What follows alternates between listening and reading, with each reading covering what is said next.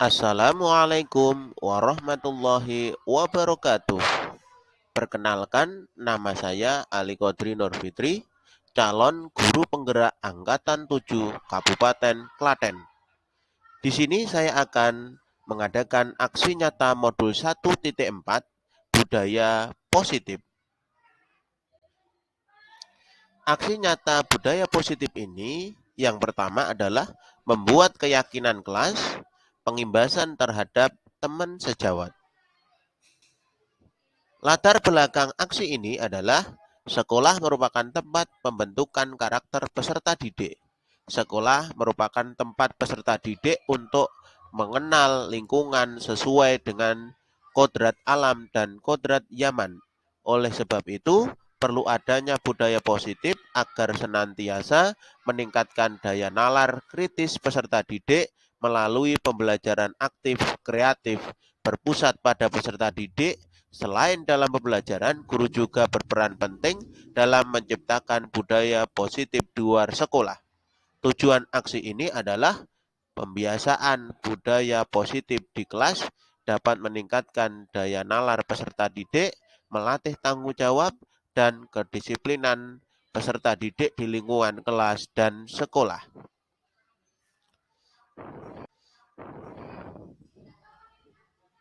Adapun tolak ukur keberhasilannya adalah anak-anak bisa membuat keyakinan kelas dan mengimplementasikan keyakinan kelas tersebut dengan penuh tanggung jawab. Lini masa tindakannya berkoordinasi dengan kepala sekolah, teman sejawat, dengan penanaman keyakinan kelas. Menentukan jadwal untuk membuat keyakinan kelas bersama siswa kelas 6, membuat keyakinan kelas. Kemudian yang terakhir, refleksi dan evaluasi. Kemudian dukungannya adalah motivasi dan sarana prasarana. Selanjutnya, silakan menyaksikan pengimbasan budaya positif dari saya di sekolahan SD Muhammadiyah Tonggalan. Assalamualaikum warahmatullahi wabarakatuh.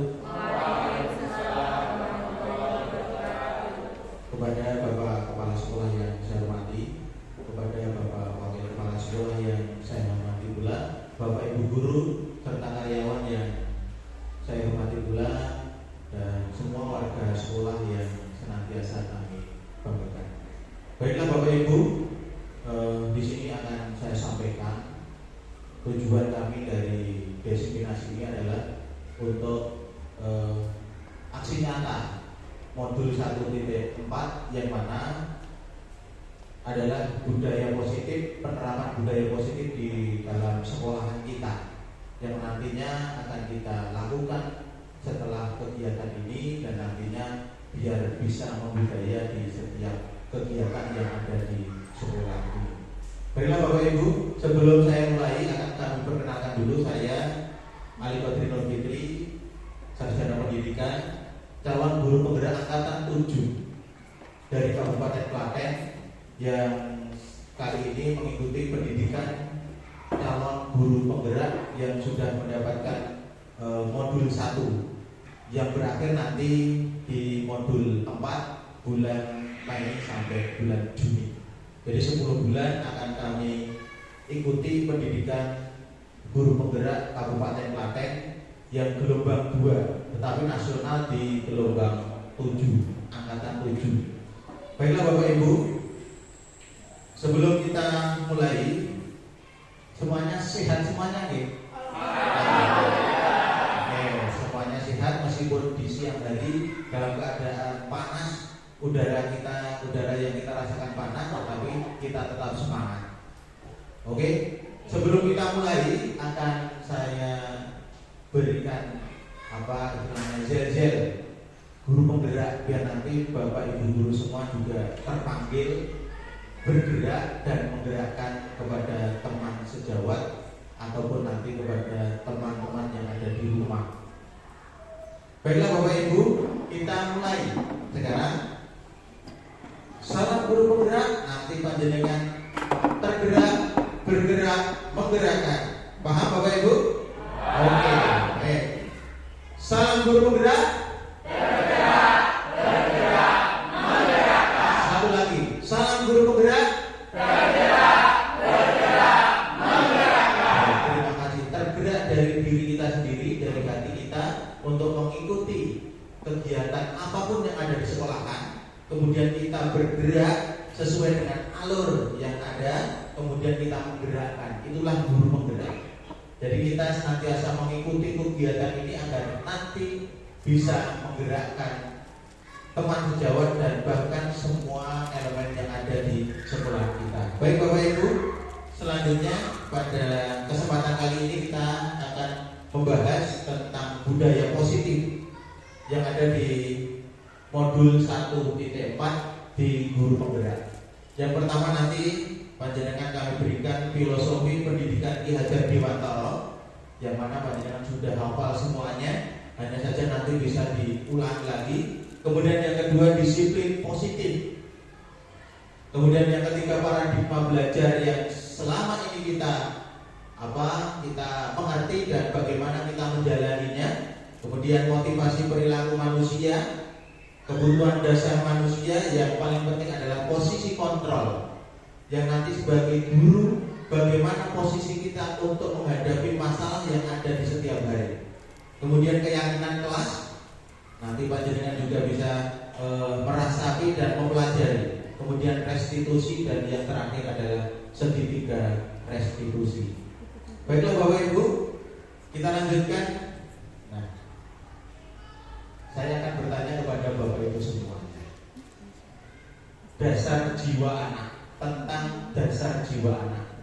Apakah anak itu dari awal itu adalah sehelai kertas yang belum ditulis sama sekali?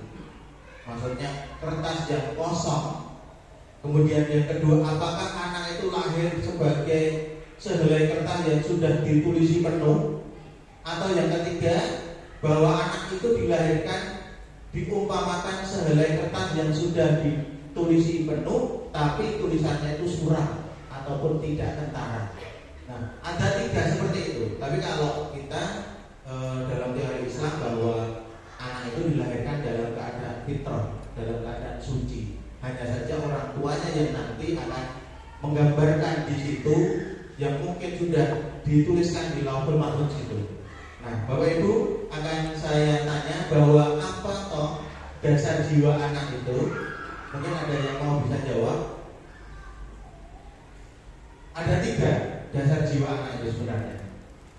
Apakah nanti yang belum ditulis sehingga panjenengan semua sebagai pendidik itu sesuai dengan kehendaknya?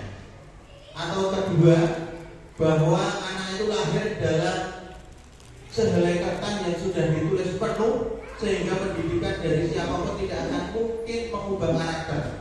Atau yang ketiga, sudah ditulis tetapi lama-lama. Jadi kita tinggal mewarnai apa yang nanti bisa diwarnai di dalam diri siswa tersebut.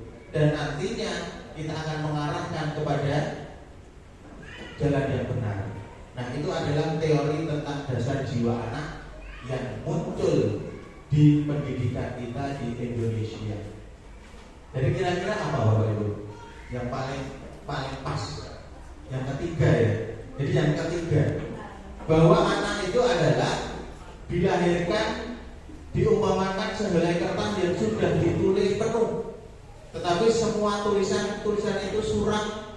Dan lebih lanjut, menurut aliran ini pendidikan itu berkewajiban dan berkuasa menebalkan. Jadi panjenengan ketika menghadapi siswa yang ada di depan panjenengan, itu akan kita ukir yang sudah lama-lama. Tapi jangan sampai mengukir di atas air. Ketika akan ada aliran air pasti akan hilang. Nah, ini sebenarnya kan kita berdasar ini.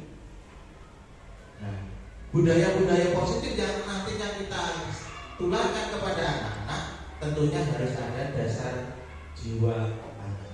Nah, baik, yang pertama adalah filosofi pendidikan menurut Ki Hajar Dewantara.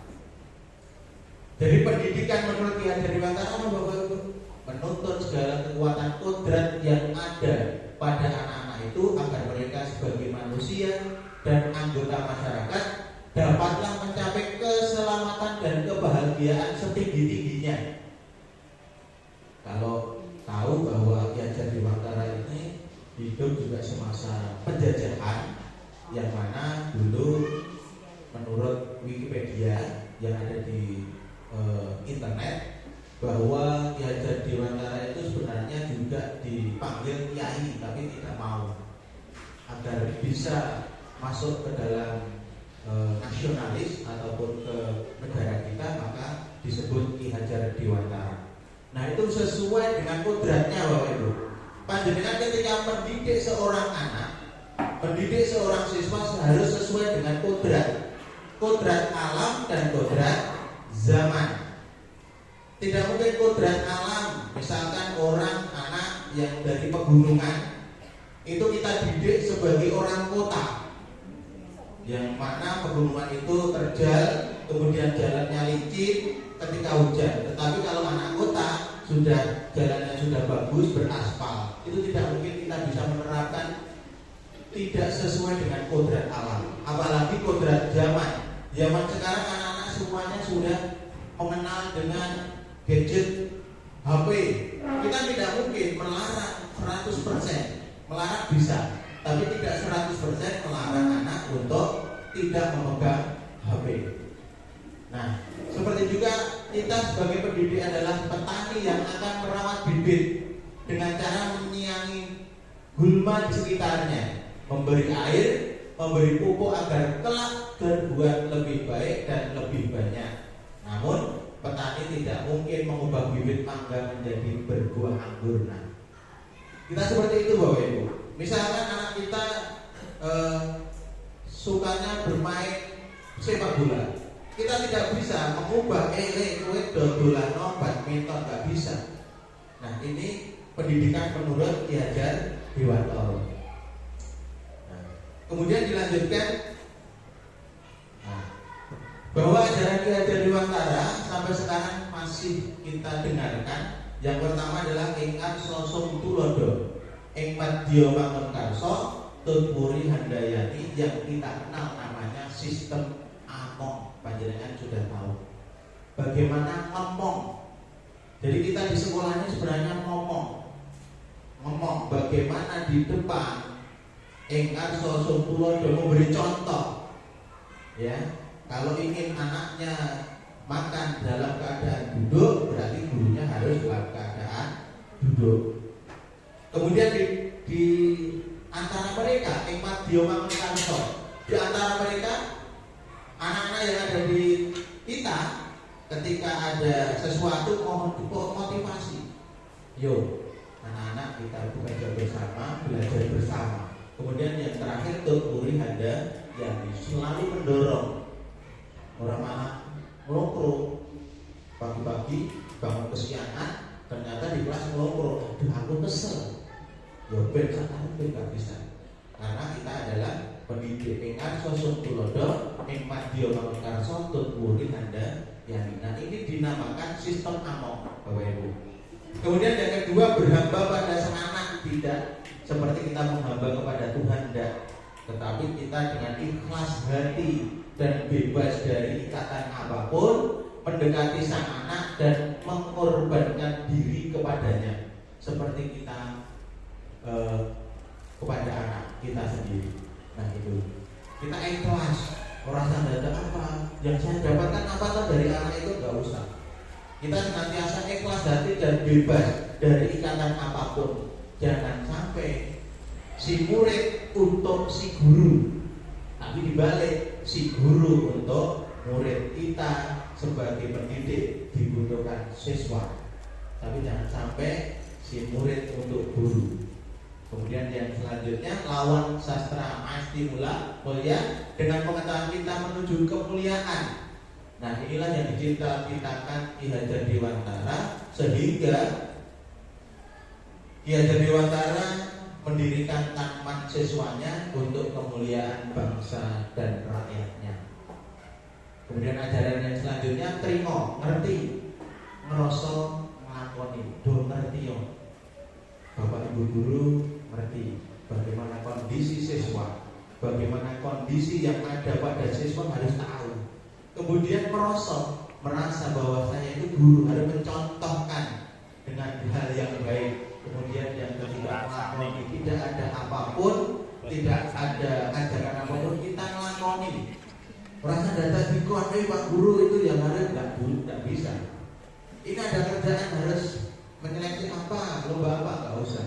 Ketika kita mampu dan kita mau, kita harus bisa ngerti, ngerosok, ngelakoni. Yang terakhir 3M, niteni, miroke, nambahi. Kita harus niteni apa yang kita lihat. Setelah kita lihat, tirukan. Setelah kita tirukan, apa atau yang kurang kita tambahi. Itulah ajaran Ki Hajar Dewantara yang mana itu sebagai dasar pendidikan di Indonesia.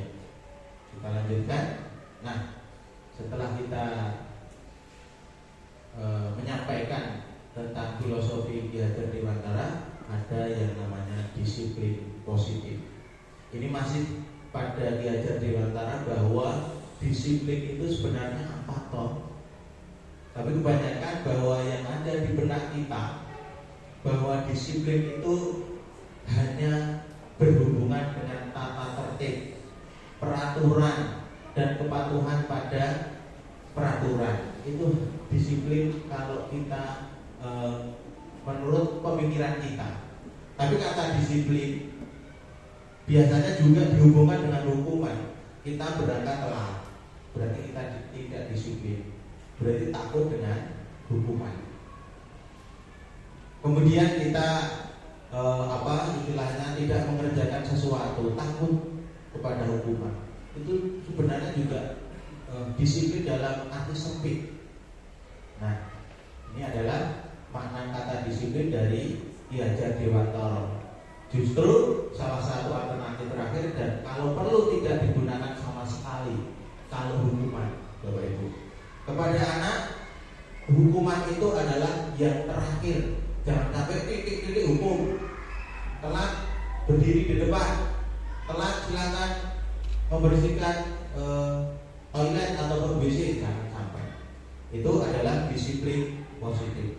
Nah, disiplin menurut Ki Hajar Dewantara, di mana ada kemerdekaan, disitulah harus ada disiplin yang kuat. Sungguh pun disiplin itu bersifat disiplin, yaitu kita sendiri yang mewajibkan kita dengan sekeras-kerasnya.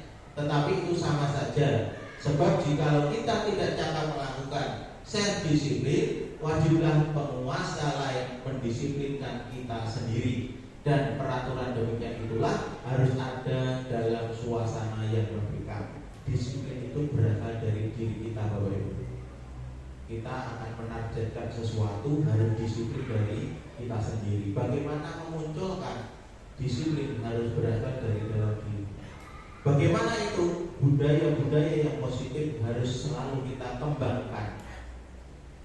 Jadi itu. Kemudian, sebelum masuk ke paradigma belajar, kita lihat dulu.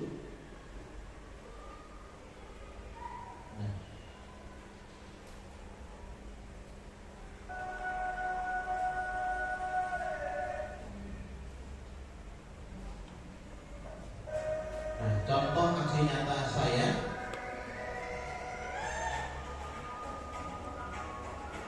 Bagaimana tujuan dari Ki Hajar Dewantara untuk membentuk taman siswa?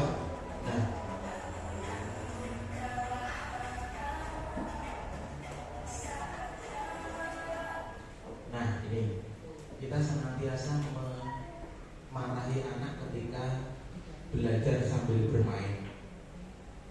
Itu anak kelas 6C, bermain sambil belajar. Bermain sambil belajar merupakan suatu metode agar siswa tidak jenuh. Jadi filosofi Ki Hajar Dewantara itu bisa memunculkan seperti itu. Siswa tidak jenuh dalam mengikuti pembelajaran, sehingga anak tetap bisa mengikuti pembelajaran dengan baik. Kita lanjutkan. Itu bermain, sebenarnya bermain gojek. Tetapi kita ketika memanfaatkan permainan mereka, lebih baik. Nah, itu juga merupakan kegiatan-kegiatan yang positif.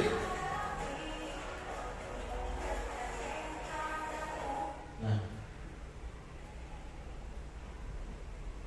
baik, itulah filosofi Ki Hajar Dewantara yang mana di dalam kelas itu kita buat nyaman mungkin. Jangan sampai kita masuk kelas ditakuti, ya, disenangi paling tidak.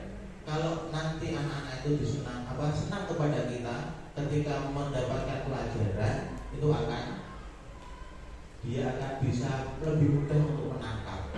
Dan di filosofi Ki Hajar Dewantara, tidak satu-satunya tujuan itu adalah tidak hanya nilai saja, tetapi proses yang ada, proses yang tiap hari kita lakukan itu adalah lebih baik daripada nanti nilai yang bagus tapi prosesnya jelek.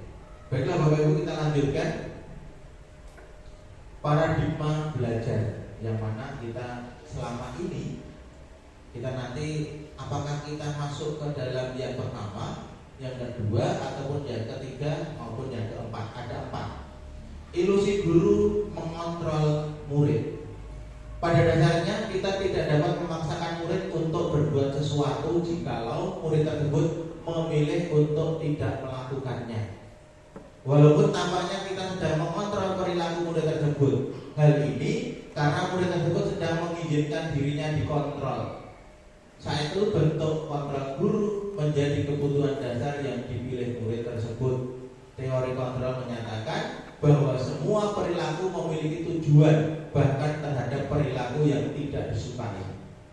Jadi kita menempatkan diri sebagai pengontrol murid. Kalau murid tidak kita kontrol, maka murid tidak melakukan sesuatu. Nah, itu yang pertama. Jadi itu mengedepankan guru yang selalu mengontrol kepada murid agar murid itu melakukan sesuatu. Kemudian yang kedua, ilusi bahwa semua penguatan positif efektif dan bermanfaat. Penguatan positif atau bujukan adalah bentuk-bentuk kontrol segala usaha untuk mempengaruhi murid agar mengulangi sesuatu. Perilaku tertentu adalah suatu usaha untuk mengontrol murid tersebut. Dalam jangka waktu tertentu, kemungkinan murid tersebut akan menyadarinya dan mencoba untuk menolak bujukan kita.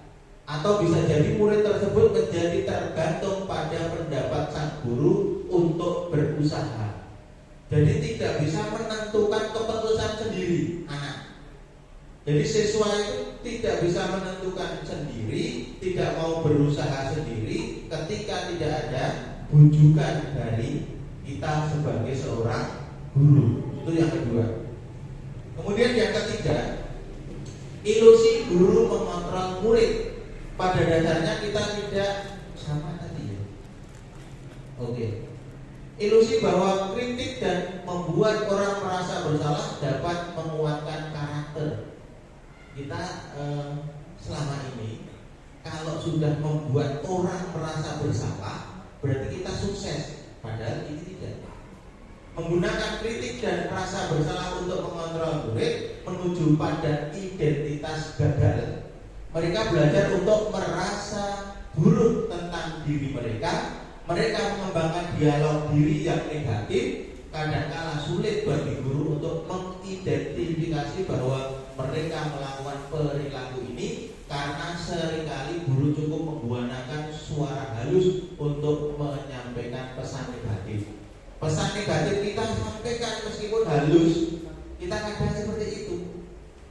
Membuat orang merasa bersalah. Oh, ternyata kowe itu ini orang jawab, ini orang gawe, orang PR. Nah, itu sebuah merasa bersalah. Bagaimana nanti? Jadi nanti di terakhir ada solusi yang harus kita lakukan. Kemudian yang terakhir, ilusi bahwa orang dewasa memiliki hak untuk memaksa.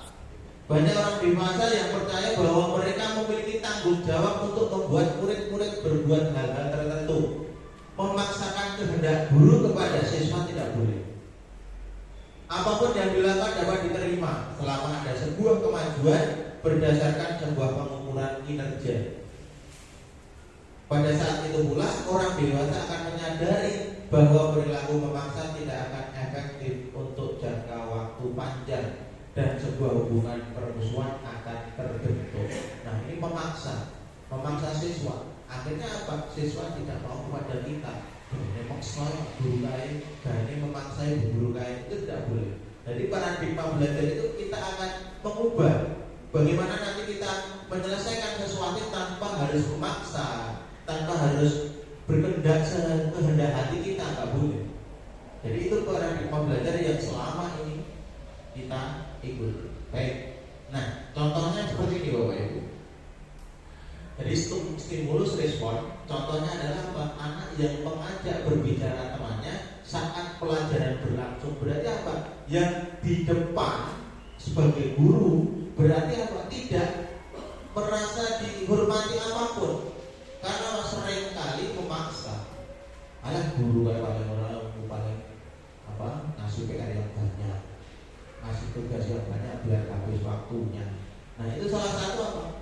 Stimulus respon. Responnya sudah nggak bagus lagi kepada guru.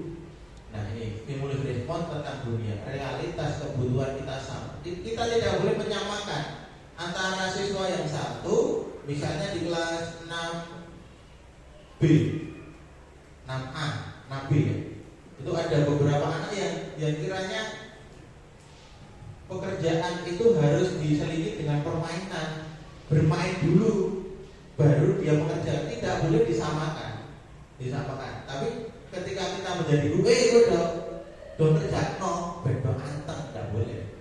Tapi kalau teori kontrol tentang dunia, realitas kita berbeda, kebutuhan kita berbeda. Saat anak satu, kebutuhan Pak Guru pun berbeda, antara Pak Bagus dengan Pak Ilham, kebutuhannya beda. Semua orang menilai hal yang sama, dinilai sama. Anak-anak itu ketika pinter matematika, ya kudu pinter matematika, nggak boleh. Setiap orang memiliki gambaran yang berbeda. Itu adalah teori kontrol yang harus kita terapkan di kelas kita. Biarkan anak itu pekerjaannya nanti agak lama, tidak apa-apa. Ada kalanya pekerjaan anak tersebut juga cepat karena sesuai dengan keinginan hatinya. Nah, itu antara stimulus respon dilawankan dengan teori kontrol yang berakhir adalah model berpikir menang kalah. Jangan sampai kamu kalah, saya yang menang. Padahal belajar itu harusnya model berpikir tidak menang-menangan. Apa yang kita belajar, kita pelajari harus sesuai dengan keinginan kita yang tidak melanggar aturan atau keyakinan kelas kita. Kita lanjutkan. Nah, sampai pada motivasi perilaku manusia. Yang pertama, ketika kita melihat anak-anak, yang pertama, motivasi perilaku ketika kita hukum misalkan, untuk menghindari ketidaknyamanan atau hukuman. Kadang anak-anak itu di depannya guru ini terasa manut, terasa anteng, tapi dengan menghadapi guru lain tidak anteng. Nah, ini untuk menghindari ketidaknyamanan atau hukuman. Nah, itu anak-anak. Tingkat terendah dari motivasi perilaku manusia hanya untuk menghindari hukuman saja, baik itu fisik, psikologis maupun tidak terpenuhinya kebutuhan mereka. Bila mereka tidak melakukan tindakan tersebut, ini paling rendah. Ben akurat dihukum, misalkan kita sebagai guru, aman baik, lebih baik menang. Lebih baik kita diam saja, aku moro ya salah. Jangan sampai. Itu adalah apa? Motivasi perilaku manusia yang paling rendah. Ben aman. Cari amannya saja itu nggak boleh. Kita harus bisa berani mengambil resiko. Kemudian yang kedua, untuk mendapatkan imbalan, apalagi kita sregep, tidak sasi Bapak Ibu guru ya. Kita menggambarkan kita dulu agar mendapatkan tungkin misalkan. Ketika sudah absen kita pulang, sebenarnya tungkinku ketemu. Nah, inilah untuk mendapatkan imbalan atau penghargaan dari orang lain. Jadi satu tingkat di atas yang tadi, wis ra dihukum itu penghargaan. Jadi itu akan tidak bisa meningkatkan kualitas kita loh itu. Jadi kualitas kita ya mau yang penting aku absen, yang penting aku ora telat, siswa juga seperti itu, dan kita mendapat imbalan dari orang lain dan kita tidak menerima hukuman. Nah, itu tingkatan yang nomor 2. Kemudian yang nomor 3, untuk menjadi orang yang mereka inginkan dan menghargai diri sendiri dengan nilai-nilai yang mereka percaya. Orang dengan motivasi ini akan bertanya, akan menjadi orang yang seperti apa bila saya melakukannya. Ini akan lebih baik di atasnya. Aku nek jadi koordinator apa, sebagai guru, kita akan melakukan apa? Apa yang bisa saya lakukan? Kadang kan kita enggak. Loh, wes apapun yang dilakukan mereka, toh itu pekerjaan mereka. Mereka melakukan sesuatu karena nilai-nilai yang diyakini dan dihargai, dan mereka melakukan karena mereka ingin menjadi orang yang melakukan nilai-nilai yang mereka yakini tersebut. Ini adalah motivasi yang akan membuat seorang memiliki disiplin positif, karena motivasinya bersifat internal bukan eksternal. Jadi dalam diri kita punya genteng diri, punya motivasi diri sendiri. Kemudian yang selanjutnya, yang keempat, sudah, baik, 3. Nah, dalam memenuhi kebutuhan itu, yang ketiga tadi, ada kesenangan, ada cinta dan kasih sayang, ada kebebasan, kemudian ada penguasaan. Kita bahas satu persatu. Nah, kebutuhan bertahan hidup, kita dalam rangka hidup pasti punya kebutuhan, baik itu fisiologis untuk bertahan hidup, misalnya kesehatan, rumah dan makanan, dan juga seks sebagai bagian dari proses reproduksi, termasuk kebutuhan untuk tetap bertahan hidup. Komponen psikologis pada kebutuhan ini meliputi kebutuhan akan perasaan aman. Dalam kasus nanti ada kasus, apabila jawaban nanti ada Doni yang tadi yang nanti akan saya istilahnya saya keluarkan. Nah, seperti itu nanti ada contohnya. Nah, kemudian yang kedua, cinta dan kasih sayang, kebutuhan untuk diterima.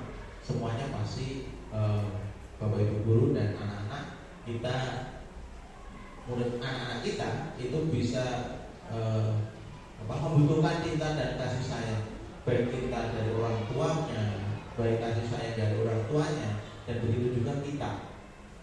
Jadi teman, keluarga, pasangan hidup, teman kerja, kemudian dan lain sebagainya. Jadi itu adalah bentuk cinta dan kasih sayang dalam rangka motivasi untuk memenuhi kebutuhan kita. Nah, kemudian yang selanjutnya kebebasan, kebutuhan akan pilihan, kita bebas. Kebutuhan mandiri, otonomi yang kita miliki sebagai pilihan, dan mampu mengendalikan arah hidup seseorang. Anak-anak dengan kebutuhan kebebasan yang tinggi menginginkan pilihan, mereka butuh pilihan. Mereka perlu banyak bergerak, suka mencoba-coba, tidak terlalu terpengaruh orang lain, dan senang mencoba hal baru dan menarik. Itu adalah kebebasan dalam rangka memenuhi kebutuhan mereka. Kemudian kesenangan, kebutuhan untuk merasa senang. Mereka ingin senang, Bu. Semuanya butuh kesenangan, butuh permainan, tidak ada penekanan. Jadi semua hewan ini diibaratkan yang tadi adalah hewan, anjing, lumba-lumba, primata dan lain-lain sebagainya. Itu butuh kesenangan. Lanjut, nah, contoh kasus Ibu Akbar, guru wali kelas 2A, ini saya contohkan di luar sana saja, sedang bingung menghadapi ulah salah satu muridnya, namanya Doni. Beberapa anak di kelas 2A telah datang padanya dan mengeluhkan Doni seringkali meminta bekal makan siang secara paksa. Nah, bagaimana menghadapi situasi tersebut? Kita mungkin bisa menemui seperti itu. Bagaimana solusinya? Ada beberapa solusi yang nanti bisa menjadi gambaran. Yang pertama, bahwa Doni itu merasa lapar karena orang tuanya tidak membawakan bekal. Berarti itu adalah kebutuhan untuk bertahan hidup. Doni berarti kelelahan, terlalu lapar sehingga meminta temannya. Kemudian yang kedua, mengambil bekal temannya karena dia merasa senang temannya jadi memperhatikan dia. Istilahnya apa? caper, cari perhatian. Ada juga siswa kita seperti itu. Berarti dia apa? Butuh kasih sayang, butuh cinta kepada mereka.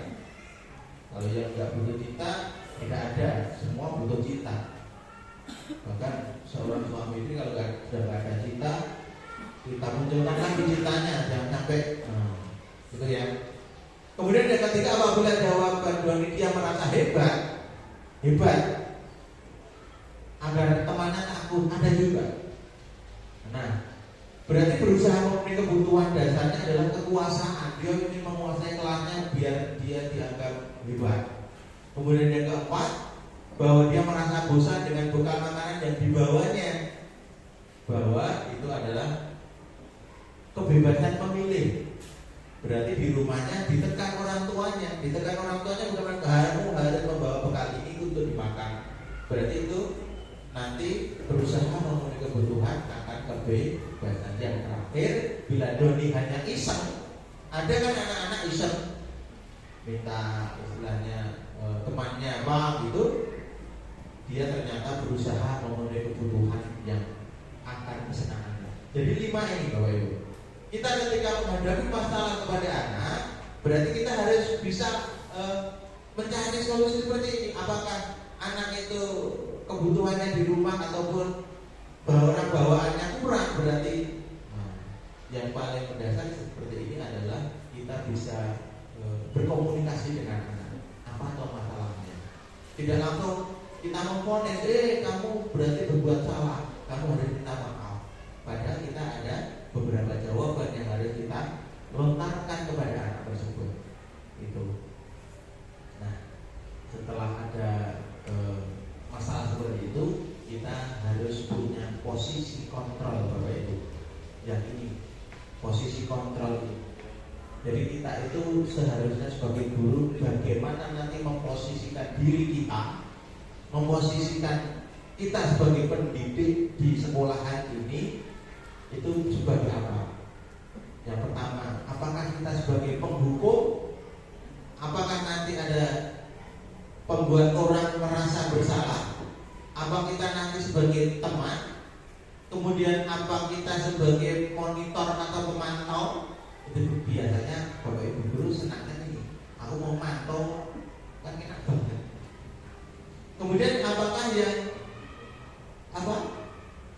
bagaimana kita nanti menghadapi? Apakah kita menghukum? Selalu menghukum ketika anak bersalah, membuat orang bersalah, kemudian sebagai teman, monitor atau pemantau, dan yang terakhir adalah manajer. Kita pilih satu persatu.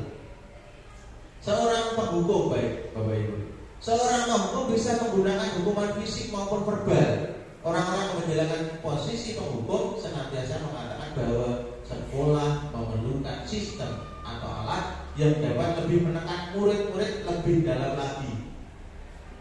Bahasanya seperti patuhi aturan saya atau awas. Tapi kadang kita muncul tidak nah gitu.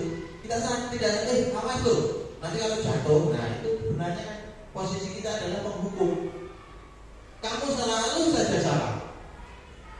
Kalau kita orang dewasa tahu kamu salah, kita sudah tidak anak-anak lagi. Selalu pakai selalu yang terakhir selesai. Kita kan seperti itu. Kamu, misalkan namanya siapa gitu ya? Gitu. Kamu kok selalu selesai terakhir? Nah itu sebagai penghukum.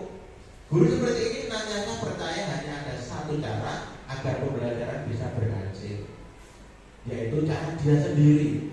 Negara PN hukum itu adalah menghukum. Kemudian yang kedua, membuat rasa bersalah.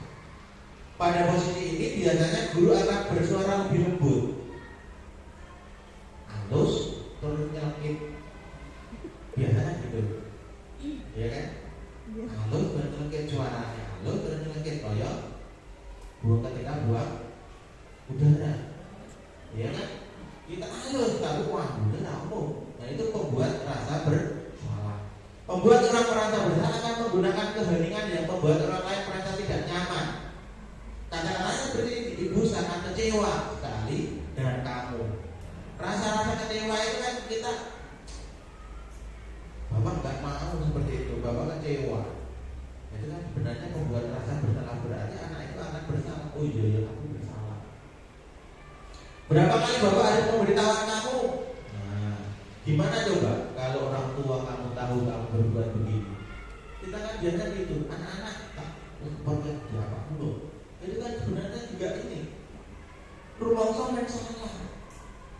Nah, rumongso bersalah. Jadi murid merasa tidak berharga dan telah mengecewakan orang yang disayanginya.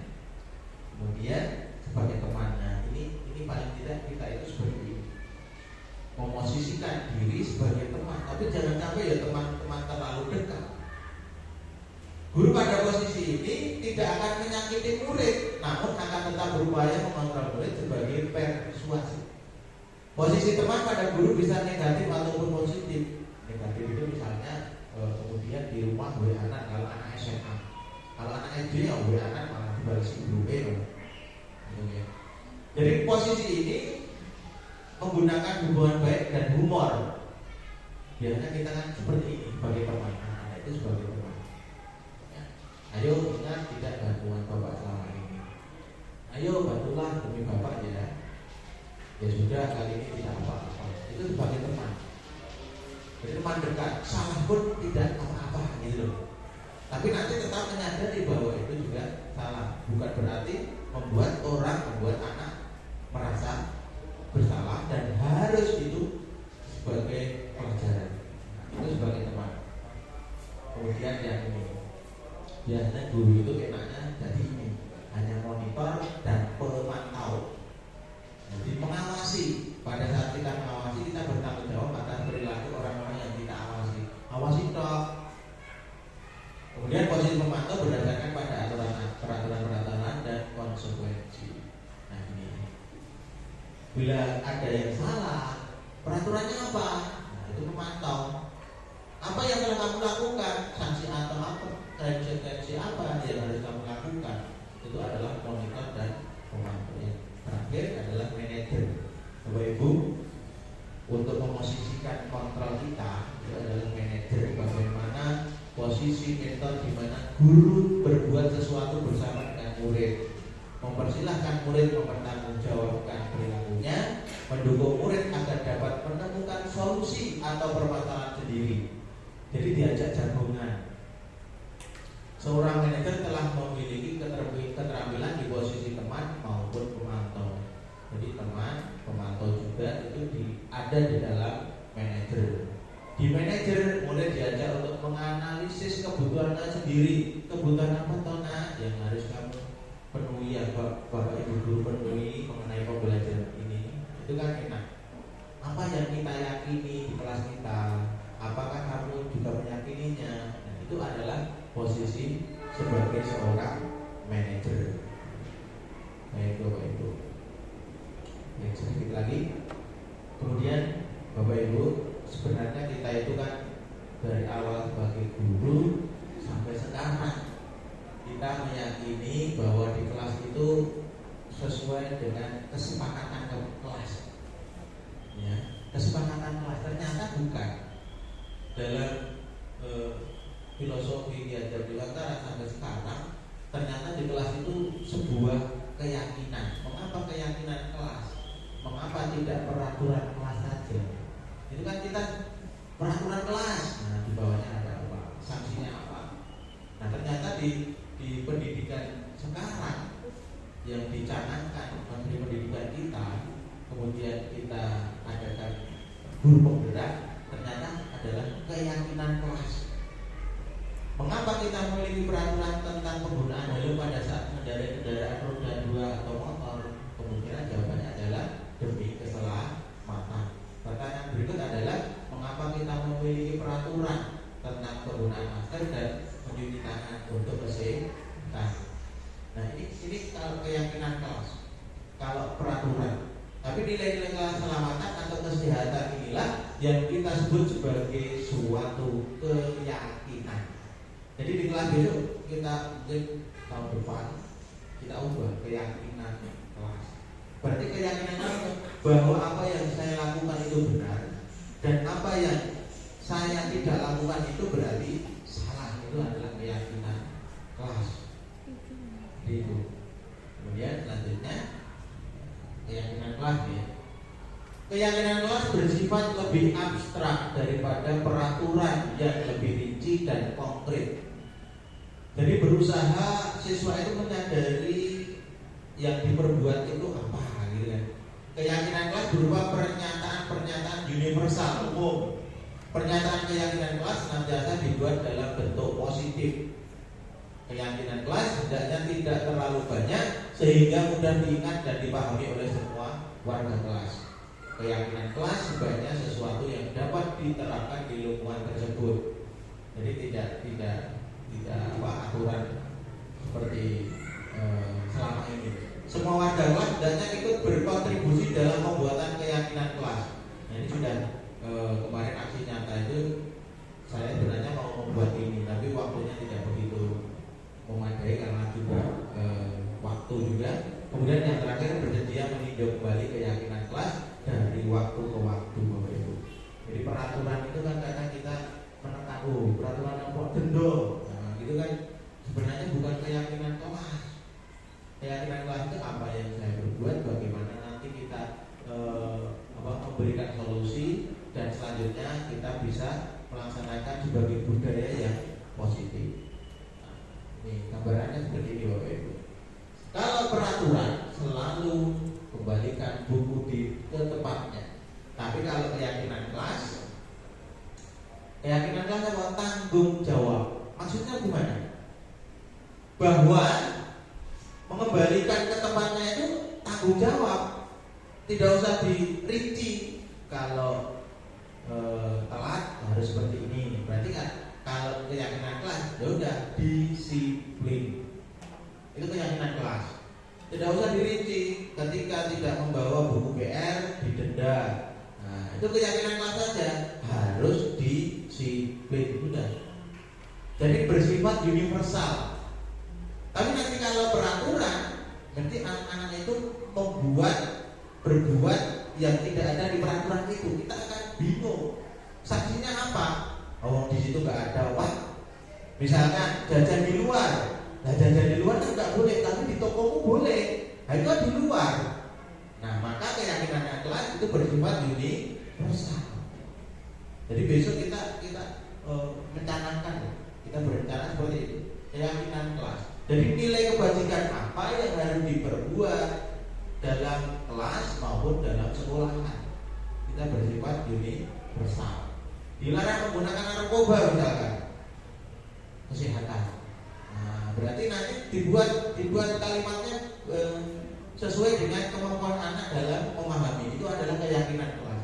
Disiplin. Kan kita melihat sekolah-sekolah itu disiplin, bertanggung jawab. Maka ketika kita P5 ataupun proyek belajar Pancasila itu kan bersifat universal. Gitu. Tuh, kemudian ini Bapak Ibu, kita segitiga restitusi. Bapak Ibu kok ngantuk apa ya? Ngantuk ya? Pernah Bapak Ibu restitusi? Belum pernah ya? Sebenarnya semuanya pernah. Tapi apa kalau restitusi? Proses menciptakan kondisi bagi murid untuk memperbaiki kesalahannya sehingga karakter mereka lebih kuat ketika kembali pada kelompoknya di sekolah, di kelas. Itu segitiga restitusi. Panjenengan mungkin sudah melakukan, tapi itu namanya apa nggak tahu. Saya yakin. Restitusi itu memberikan kesempatan kepada murid untuk disiplin positif, memulihkan diri dari kesalahan sehingga memiliki tujuan yang jelas. Ya. Jadi guru itu pada akhirnya menghadapi siswa yang bersalah, itu kalimat yang terakhir, nah semua itu pasti ada yang salah. Tinggal kita bagaimana merubah ke depan. Itu adalah segitiga restitusi. Tidak langsung salah, besok orang akan dibalenin. Itu kan kita bersifat.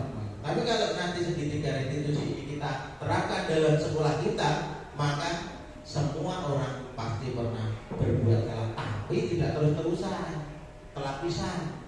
Rapopo Pak, besok telat, besok telat naik, rapopo. Nah itu nggak boleh. Jadi yang terakhir, guru dapat menggunakan kalimat seperti semua orang pasti pernah berbuat salah, bukan malah menyudutkan dengan memperjelas kesalahan hanya karena kita berada di zaman seperti ini. Anak salah wetak, anak salah gebuk, itu kan tidak. Nah, segitiga restitusi seperti ini Bapak. Nah, ini ada segitiga. Bagaimana nanti panjenengan bisa nilai-nilai apa yang kita sepakati, yang hakiki? Ini dari manapun bisa. Bagaimana? Menanyakan keyakinan. Ketika berbuat salah, misalkan gelut, berkelahi. Nah, kamu itu jadi pengen jadi apa toh? Nah, ya, kamu ingin menjadi orang seperti apa toh kok bisa berkelahi? Itu kan enak. Kan jadi petinju, Pak. Kalau dulu pernah tahun berapa itu aku ada membenderakan orang tuaku, Pak. Itu kan ada. Itu kan. Jadi menanyakan keyakinan itu segitiga restitusi. Kemudian yang kedua menstabilkan bagaimana anak itu tidak emosi. Nah, bilang kepada anak, nah ternyata kamu itu bukan satu-satunya yang pernah melakukan ini. Kemarin anak-anak yang lain juga seperti ini. Tapi jangan menyebut nama.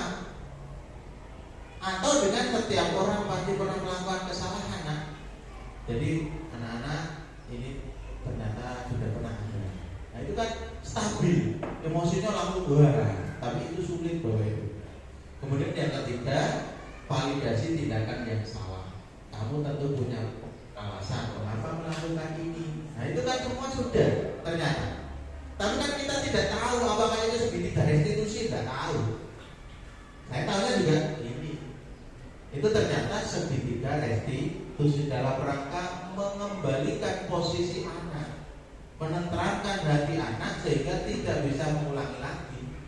Oh ternyata iya ya Pak Guru kayak ya omongannya apa perkataannya betul, setiap orang pasti punya salah. Adakah cara yang lebih efektif untuk mendapatkan apa yang kamu butuhkan? Anak-anak mengambil di koperasi misalnya, kita tanya orang, oh kamu pencuri, nggak boleh. Kamu pencuri, nah ada boleh, gitu ya. Jadi adakah cara yang lebih efektif? Kalau kamu pengen butuh dan tidak punya uang, silahkan bilang sama bapak ibu guru. Itu adalah segitiga restitusi. Ini contohnya ini, stabilkan identitas. Berbuat salah itu hal yang manusiawi. Tidak ada manusia yang sempurna. Kita pasti bisa menyelesaikan permasalahan. Jadi menstabilkan identitas.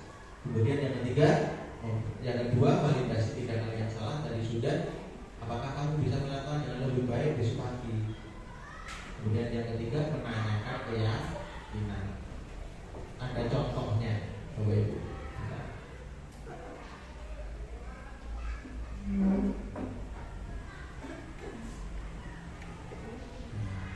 Ini kemarin sebenarnya saya akan memposting ini, tapi karena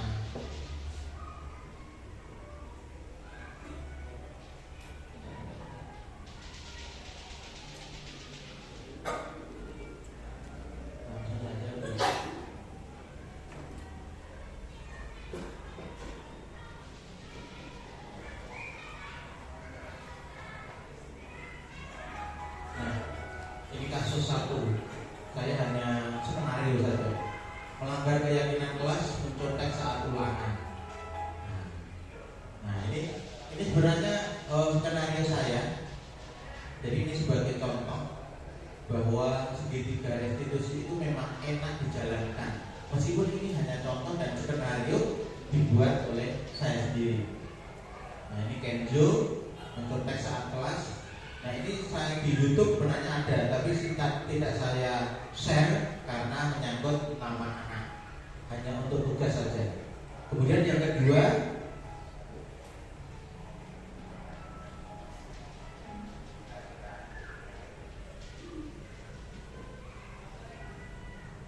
nah, kasus yang kedua ini Iqbal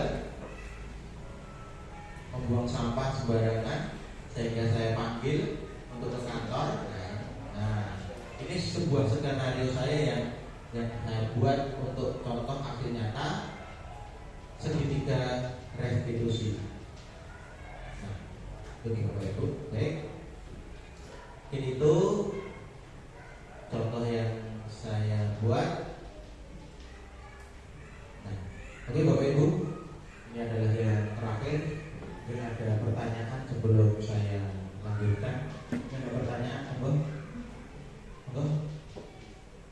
Siapa dulu, Bapak satu, Ibu satu saja. Monggo. Monggo Pak Dimas. Assalamualaikum warahmatullahi wabarakatuh. Waalaikumsalam. Terima kasih untuk pemaparan mengenai budaya positif yang telah disampaikan oleh Pak Ali. Mohon izin bertanya mengenai terkait materi apa yang sudah disampaikan Pak Ali tadi, mengenai apa itu segitiga restitusi, materi pada segitiga restitusi. Nah, pada penerapan ini ada beberapa tahapan-tahapan yang perlu kita terapkan. Tadi ada sedikit saya sinkronkan, itu adalah mengenai menanyakan keyakinan, menstabilkan identitas, dan validasi tindakan yang salah. Nah, pada penerapan tersebut, apakah boleh dalam penerapan itu tidak berurutan? Misalkan mengenai itu. Terima kasih. Baik, terima kasih Bapak Ibu. Dari Pak Dimas mengenai pertanyaan, bolehkah segitiga restitusi itu kita tidak urut misalnya ya. Jadi yang pertama tadi stabilkan identitas, kemudian yang kedua adalah validasi tindakan yang salah, kemudian yang ketiga adalah menanyakan keyakinan. Boleh. Jadi Bapak Ibu ketika ada masalah, menanyakan dulu keyakinan apa tahu yang ada di kelas. Nah, berarti kalau keyakinan di kelas itu harus tanggung jawab, kemudian harus percaya diri, berarti mencontek itu tidak percaya diri boleh. Jadi masalah kegiatan ataupun masalah pemecahan masalah tadi, masalah menanyakan keyakinan, kemudian validasi tindakan yang salah, kemudian yang stabilkan identitas, itu tergantung kondisi kejiwaan anak ketika kita dapati berbuat salah. Jadi kita nanya, emosi kan ditanya nggak bisa. Jadi menstabilkan dulu, stabilkan dulu, emosinya harus stabil dulu. Mungkin itu ya Pak Dimas ya. Monggo yang selanjutnya satu lagi karena juga waktu. Oke, monggo Bu Afi. Terima kasih atas waktunya dan kesempatan untuk mendapatkan ilmu baru ini pada Pak Ali. Terima kasih. Ada pertanyaan Pak, mungkin untuk klarifikasi apa yang saya dapat tadi ya Pak, atau mungkin jelas. Yaitu pertanyaannya adalah sebagai guru tadi kan kita bisa memposisikan ini sebagai posisi kontrol ya Pak ya. Posisi kontrol yang mana dari yang Pak Ali jelaskan tadi yang pas tepat dapat memunculkan budaya positif anak-anak kita. Itu Pak. Terima kasih. Baik, terima kasih Bu Afi tentang posisi kontrol. Nah itu sebenarnya dari awal itu ketika kita mendapati anak itu berbuat salah ataupun yang lain, bagaimana kalau kita memosisikan diri kita? Apakah boleh sebagai penghukum? Sebenarnya itu kan tergantung kitanya. Tergantung kitanya. Jadi kita itu akan menjadi di depan anak menjadi posisi apa itu tergantung kita sendiri. Karena apa? Semua yang kita posisikan, posisi kontrol itu akan menyebabkan sesuatu yang ada istilahnya imbasnya di akhir. Nah maka dari itu, dari posisi kontrol yang tadi sebaiknya kita menjadi posisi yang sebagai manajer. Manajer itu bisa sebagai teman, sebagai pemantau. Nah seperti itu. Jadi kita sebagai istilahnya tidak monoton hanya menghukum saja. Anak salah hukum, anak salah hukum. Meskipun anak itu jerah, tapi jerahnya kan dalam hati mereka. Kalau tidak takut mengungkapkan, pasti akan awas coba dulu, awas dulu. Seperti itu. nanti ada imbasnya, ada akibat yang dimunculkan kepada anak itu. Itu ya Bu Abi. Baik, itu Bapak Ibu pertanyaan yang bisa saya jawab. Kemudian saya akan memberikan satu refleksi dari panjenengan mungkin sebagai akhir refleksi kita untuk siang hari ini. Nanti Pak Jenengan bisa menyampaikan hal apa saja toh yang didapat dari pengimbasan ini, kemudian yang dirasakan setelah menerima materi ini, dan yang ketiga adalah bagaimana setelah ini Bapak Ibu. Saya membutuhkan relawan satu dan tidak akan saya tunjuk, relawan satu saja, monggo. Ini monggo, Bapak atau Ibu, monggo. Saya tidak akan menunjuk, relawan hanya satu saja. Apa yang didapat, kemudian bagaimana perasaan, kemudian yang ketiga setelah ini mau ngapain gitu. Sebenarnya kan kita belajar seperti itu Bapak Ibu, seperti itu belajar setiap hari. Tapi kan kita belum refleksi sudah menutup. Itu ya. Monggo satu aja, monggo silakan. Monggo. Enggak apa-apa. Siapa? Pak Yud. Berdiri sini Pak.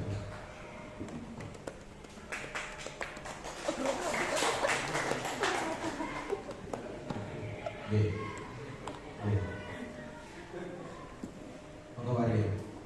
Yang didapat hari ini bagaimana perasaannya, ke depan mau ngapain? Gitu ya.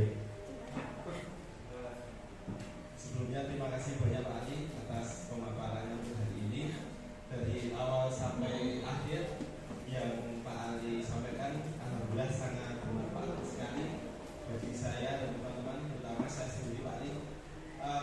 Hal ini sangat bermanfaat ketika saya nanti untuk evaluasi diri saya Pak Ali.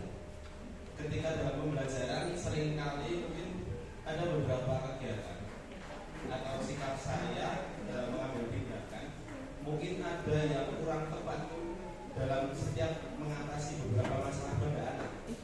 Kadang kita langsung menjustis anak itu dengan hukuman atau tanpa perlu kita bertanya dahulu penyebab masalahnya itu apa.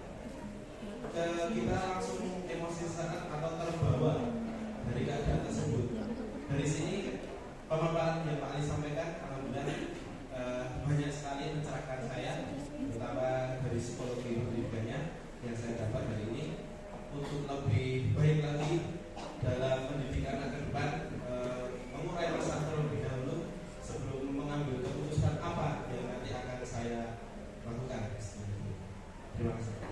Beri tepuk tangan kepada Pak Yud. Oke, baiklah Bapak Ibu, sudah selesai kita laksanakan. Dan bagaimana tadi sudah Pak Ali sudah memberikan refleksi kepada kita semua. Dan akhirnya Bapak Ibu, kita renungi bersama. Kita yang memilih profesi sebagai pendidik berarti memilih untuk mengurusi kehidupan, memilih untuk bertanggung jawab dalam meningkatkan kualitas manusia, memilih untuk bertanggung jawab bagi kehidupan orang banyak. Tak perlu gengsi, saling belajar, saling memberi masukan. Jadilah seperti air, teguh pendiriannya, namun juga siap untuk menyesuaikan diri dalam menjalani proses belajar yang kita lalui. Tepuk tangan Bapak Ibu. Dari saya kurang lebihnya mohon maaf apabila ada salah. Kita jaga sekali lagi. Salam guru penggerak. Bergerak. Satu kali lagi. Salam guru penggerak. Bergerak. Menggerakkan. Terima kasih Bapak Ibu. Bila kembali saya wassalamualaikum warahmatullahi wabarakatuh.